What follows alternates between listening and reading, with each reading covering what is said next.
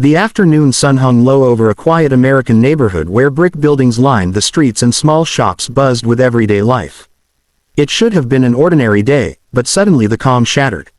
A little boy, no older than 8, came running down the sidewalk, his small feet pounding the concrete, his breath broken by sobs. His voice carried panic and fear as he cried again and again, "He took my mom. He took my mom." Just ahead of him, a group of bikers thundered through the street. Their motorcycles were loud, powerful, and impossible to ignore. The patches on their backs marked them as Hell's Angels, a name that usually made people step aside and look away. But the boy didn't stop. He chased them for nearly 3 blocks, waving his arms desperately, tears streaking down his dusty face. To him, they weren't dangerous bikers, they were the only adults who might listen. The bikers slowed at a red light, engines rumbling impatiently. One of them glanced back and saw the boy stumbling toward them, nearly falling as he ran. Another biker noticed the fear in the child's eyes and frowned. This wasn't a prank or a game. This was real terror. As the light turned green, instead of speeding off, the lead biker raised a fist, signaling the group to stop. They pulled over to the side of the road, heavy boots hitting the pavement. People nearby watched nervously, unsure of what was about to happen. The boy finally reached them, gasping for air, pointing down the street with a shaking hand. A man in a black van," he cried. "He grabbed my mom, please." The street seemed to grow quiet. The bikers exchanged looks, serious, focused, and alert. One of them knelt down so he was eye level with the boy. His voice was calm but firm as he asked questions. Where did it happen? Which way did the van go? What did the man look like? The boy tried his best to explain between sobs, describing a loud argument, a sudden shove, and his mother being forced into the van as it sped away. 3 blocks back, earlier that same afternoon, the boy and his mother had been walking home with groceries. A black van had pulled over, and a man pretending to ask for directions suddenly turned aggressive. In seconds, everything changed. The boy remembered the sound of groceries hitting the ground, his mother shouting his name, and then the van disappearing around the corner. Now, standing among roaring motorcycles and strangers with rough appearances, the boy felt a small spark of hope. The bikers didn't laugh or brush him off. Their faces hardened with determination. One by one, they put their helmets back on. "This isn't over," the lead biker said quietly. Engines revved again, louder than before. Whatever reputation followed them, one thing was clear now: the hunt had begun. The engines roared back to life, louder and sharper than before, as the bikers moved with sudden purpose. The lead rider pointed down the street the boy had indicated, and the group split smoothly, as if they had done this kind of search 100 times before. 2 bikers stayed behind with the child, guiding him to sit on the curb away from traffic. One handed him a bottle of water from a saddlebag, speaking gently, telling him to breathe and stay calm. The boy's hands trembled, but he nodded, his eyes fixed on the disappearing motorcycles. Up ahead, the rest of the bikers scanned every detail of the street. They slowed at intersections, eyes moving from parked cars to alleyways, noting broken glass, fresh tire marks, anything that didn't belong. The city around them felt different now, quieter, tense, like it was holding its breath. Store owners stood in doorways, sensing that something serious was happening but unsure what role to play. One biker spotted something important. Near a side street, a shattered side mirror lying near the curb. He circled back, pointing it out to the others. Black paint scratched the pavement nearby. "Van came this way," he said through his helmet. Without hesitation, they followed the trail. A few blocks later, the neighborhood changed. Shops gave way to old warehouses and empty lots. The bikers slowed again, spreading out to cover more ground. Their hunt was careful, not reckless. They knew speed alone wouldn't help, awareness would. One rider used his phone to quietly call the police, reporting a possible abduction, giving clear directions and details. This wasn't about taking the law into their own hands. It was about stopping something bad before it went too far. Behind them, the boy waited, fear mixing with hope. The biker beside him stayed alert, watching the road, occasionally asking the child gentle questions to keep him focused. "You did the right thing," he said. "You were brave." The words mattered. The boy wiped his face with his sleeve, sitting a little straighter. Near an abandoned warehouse, one biker finally saw the black van. It was parked crookedly, as if the driver had rushed. The group stopped at a distance, engines idling low. They didn't rush in. Instead, they positioned their bikes to block possible exits, making sure the van couldn't escape. The building loomed quiet, its broken windows reflecting the fading sunlight. Moments felt like hours. Then, faint shouting came from inside. The bikers stayed alert, ready but controlled. Soon, police sirens grew louder, echoing through the empty streets. Relief washed over them, not because the danger was gone yet, but because help was arriving. As officers moved in, the situation quickly shifted. The woman was brought out, shaken but unharmed. When the police confirmed it was safe, one biker rode back to the boy. The moment mother and child saw each other, they ran together, holding on tightly as if afraid to let go. The bikers watched quietly from a distance. They didn't seek thanks or attention. As the street slowly returned to normal, engines started once more, and the group rode off, leaving behind a story the neighborhood would never forget. Police lights painted the walls of the old warehouse in red and blue as officers secured the area. The woman sat on the back of an ambulance, wrapped in a blanket, her hands still shaking slightly. A paramedic checked her vitals while speaking softly, reassuring her that she was safe now.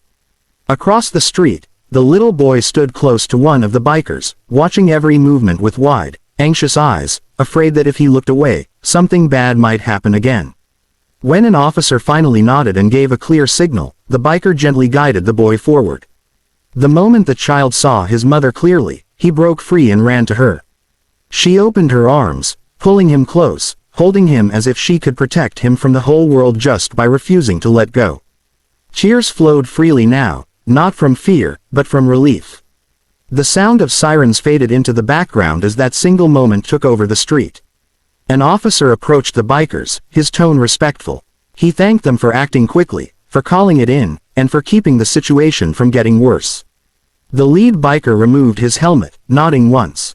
"Kid needed help," he said simply. That's all. There was no bragging, no long explanations. Just a quiet acknowledgement of what had to be done. Neighbors began to gather, whispering among themselves. Some looked surprised, others thoughtful. Many had grown up hearing only one kind of story about bikers like these. But today, what they saw didn't match the rumors. They saw men who listened to a frightened child, who chose action over ignoring a problem, and who stepped back once help arrived. The boy watched the bikers carefully as they prepared to leave. One by one, they put their helmets back on. Before the engine started, the biker who had stayed with him earlier crouched down again. "You were brave," he said, looking the boy straight in the eyes. "Remember that." The boy nodded slowly, those words settling deep in his heart. He didn't fully understand who these men were, but he would never forget what they had done. As the motorcycles rolled away, their sound echoed down the empty street, not loud or threatening now, but steady and distant. The neighborhood returned to its normal rhythm. Police finished their work, the ambulance doors closed, and people slowly went back inside their homes. But something had changed. Later that evening, the boy sat beside his mother at home, holding her hand while she made a phone call to a family member, explaining what had happened. He listened quietly, replaying the day in his mind. The fear, the running, the moment someone finally stopped to listen. He realized that courage didn't always look the way people expected. Sometimes, it looked like strangers choosing to care. For the bikers, it was another ride, another road ahead. They didn't talk much about what happened. They didn't need to. Somewhere in that city, a family was together again because they chose not to look away. And that, for them, was enough. Night settled over the city, but sleep did not come easily for anyone involved.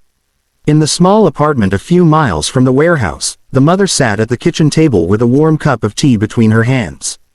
The events of the day replayed again and again in her mind. The sudden fear, the van, her son's terrified face. Across from her, the boy sat quietly, drawing on a sheet of paper. He sketched motorcycles, big and loud, and small stick figures standing bravely in front of them. Every few minutes, he looked up to make sure his mother was still there. She noticed and reached out, squeezing his hand. "I'm not going anywhere," she said softly. The boy nodded, finally allowing himself a small smile. For the first time since the afternoon, he felt safe enough to relax. Across town, the bikers had gathered at a roadside diner, a familiar stop after long rides.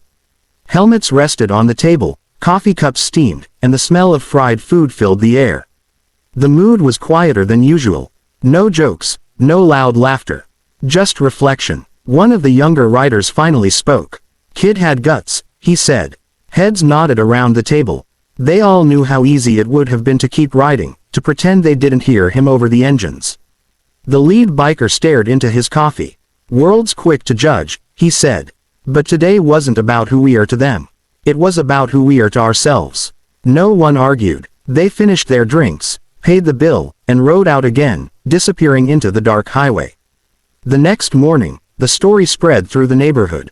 Store owners talked about it, neighbors shared it online, and people shook their heads in disbelief. A little boy chasing bikers. A group everyone feared choosing to help. The details shifted as stories often do, but the heart of it stayed the same. A child was brave. Strangers listened. A family was saved from something far worse. At school a few days later, the boy's teacher noticed a change. He was quieter, but there was a new strength in the way he spoke. When asked to share something important, he raised his hand. "Sometimes," he said slowly, "people you think are scary are actually helpers."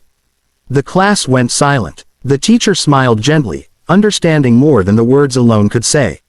For the mother, healing took time. She attended follow-up meetings with officers and counselors, learning how to move forward without fear controlling her life. Each night, she hugged her son a little tighter. She promised herself never to ignore her instincts again, and never to underestimate courage, especially the courage of a child. Weeks later, while walking down the same street where it all began, the boy heard the distant rumble of motorcycles. He froze for a moment, then relaxed. He didn't run this time. He simply watched as a group of bikers passed by, nodding politely before continuing on. He held his mother's hand and kept walking, knowing one powerful truth now. Heroes don't always wear uniforms, and bravery can come from the most unexpected places. Time passed, and life slowly returned to its normal rhythm, but the memory of that day never fully faded. For the boy, the streets no longer felt quite the same. They felt bigger, filled with stories and lessons he was still learning to understand. Each time he walked to school holding his mother's hand, he remembered how close he had come to losing her, and how fast everything could change. One Saturday afternoon, a small community event was held at the local park. Food trucks lined the street, children laughed near the playground, and a local band played soft music. It was meant to bring neighbors together after weeks of tension and worry. The boy and his mother attended, trying to enjoy the simple comfort of being among familiar faces. As they walked past the park entrance, the sound of motorcycles rolled in, low and steady.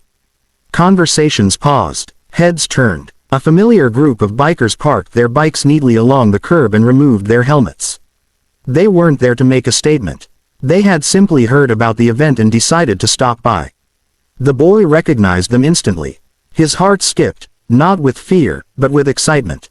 He tugged on his mother's sleeve and pointed. She followed his gaze and froze for a second, then smiled. Taking a deep breath, she walked toward them, her son at her side. When she reached the lead biker, she stopped, unsure how to begin.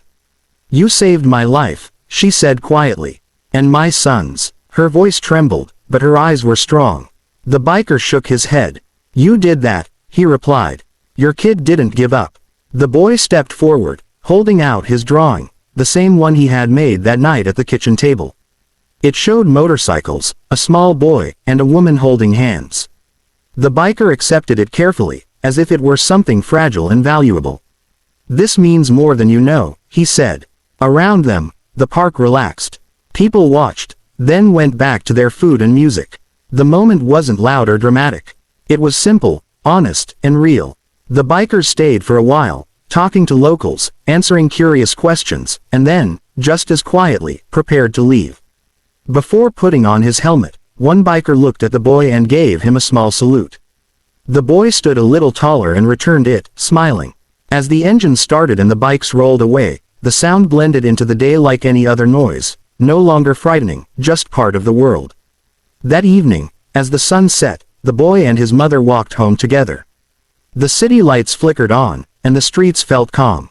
The boy thought about everything he had learned, that fear can be faced, that help can come from unexpected places, and that one brave choice can change many lives. Years later, he would still remember that day, not just as the worst moment of his childhood, but as the moment he learned what courage truly meant.